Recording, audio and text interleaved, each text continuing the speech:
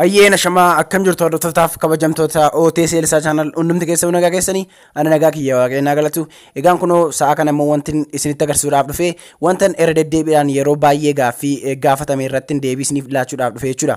Egaan namoonni baay'ee yeroo baay'ee irra deddeebiidhaan kan isaan gaafatanii akkamittiin yoo namni hordofaatii jiraate ofirratti beekuutii danda'a ergin ofirratti beekees immoo akkamitti of keessaa baasuutii danda'a kan jedhudha jechuudha.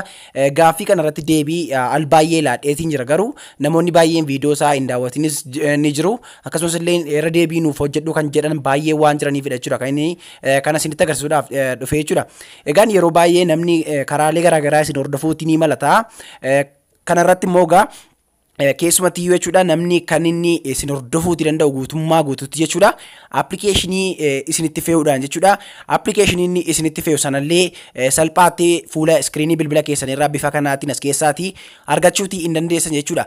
Garuu haala ittiin siitingii keessa seentanii ittiin yoo appilikeeshinii isin hordofaa jiru jiraate ofirratti beekuutii dandeessanii ergi beektaniis immoo karaa itti of keessaatii baasuu dandeessan isinitti agarsiisa jechuudha hordoftootiyyaa. Egaan kana gochuudhaaf wanti isin gochuutii qabdan jalqabarratti gara siitingii keessanii deemuu qabdu jechuudha. Saniin booda ergi gara siitingii keessanii dhuftanii siitingiin bilbila adda adda ta'uutiin ni malata jechuudha. Ankiyyaa wajjin tokko ta'uu dhiisuu ni mala waan ta'eef isin wanti isin gochuutii qabdanii wanta iskiriinii irratti isinii barreessu hordoftu jechuudha. Kanaaf siitingii keessa innaa seentan bifa kanaatiin yoo kan isiniif baasu ta'e wanta godhu na duukaa gochuudhaan sirreeffachuu ni dandeessu. Yoo bilbilli keessan kan duriidha ta'e immoo wantan isiniif iskiriinii irratti barreessu kana hordofuutii dandeessu iddootu wal geeddara malee iddootu adda adda ta'aa malee barreeffamni isaa tokkumadha jechuudha hordoftootiyya. Kanaaf baay'ee tokko isin rakkisu jedheetii yaada jechuudha. Egaan jalqabarra gara siitingii keessa akka dhuftaniin warri bilbili keessan bilbila haaraa ta'e bifa kanaatiin isiniif baasa warri haaraa hin taane immoo wantan isiniif dubbisu barbaadatu jechuudha.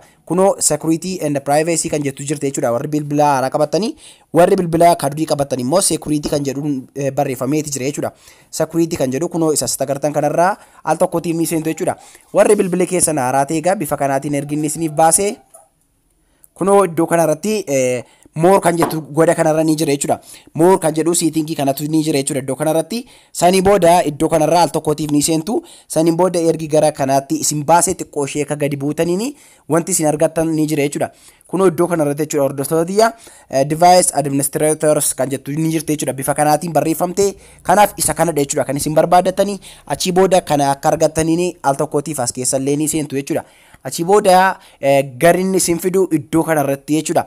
Erginni iddoo kanarratti isin fidee egaa iddoo kanatti maaltu ta'a yoo jettanii kanaan duras warri isinitti agarsiise ni beektu jechuudha.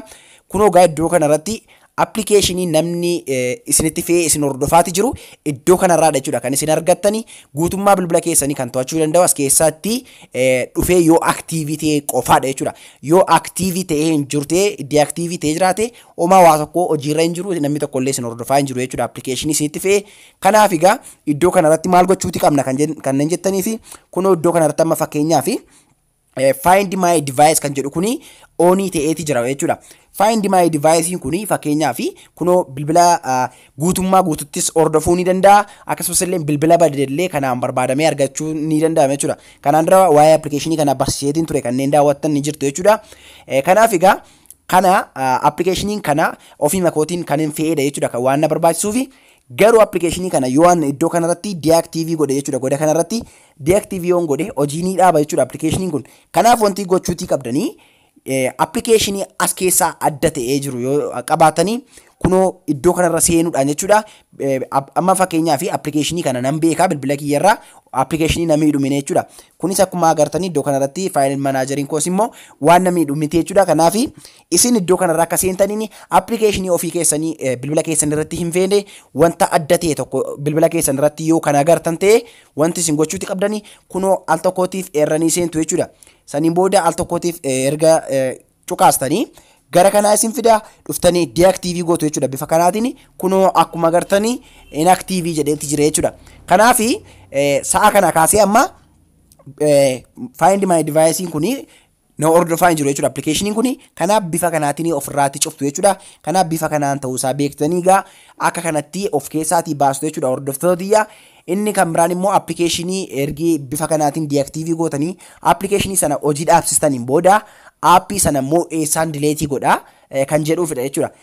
application kana gaa delete gochuudhaaf fi application na hordofaa jira jettanii yaaddan sana akka argattaniin delete gochuudhaaf wanti isin gochuuti qabdan warri setting keessan bifa kanaatiin isiniif baase wanti isin gochuuti qabdan apps and notification kan jettu ni jirte jechuudha.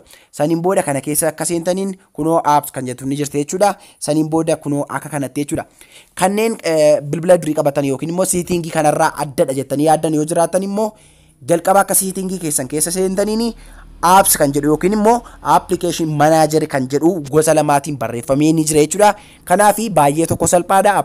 Apps manager yookiin immoo apps jedhee waan jiruufi uumamaa tokko si rakkisu kunoo qubeessa screen irraa argaa jirtan kana ilaaluudhaan argachuu ni danda'ama jechuudha. Kunoo akka kanatti erginni application keessan gadi isiniif baasee wanti isin godhatanii kunoo as keessaatii application sila deactive gootan sana yookiin immoo appii sila hojii dhaabsitanii as keessaatii ergi barbaadatanii booda akka application sana argataniin irra galtu jechuudha.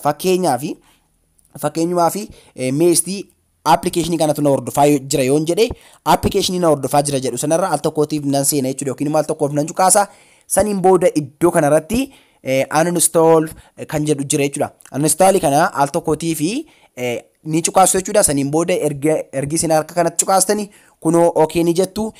Bilbila keessanirraa application sana guutummaa guutuutti isiniif balleessa. Saniin booda guutummaa guutuutti namni isin hordofuu ni dhaaba jechuudha. Kanaaf egaa kanneen namoonni hordofaa jira jettanii cimqantanii fi akkasumas illee immoo namni yoo na hordofaatti jiraate akkamitti irraa ofirratti beekaa yoon beekes maal gochuutiin qaba jettanii kanneen na gaafatanii fi deebiin keessan kanadha jechuudha hordoftootiyya.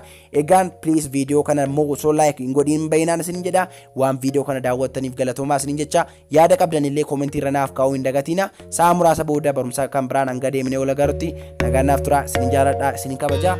Ciao.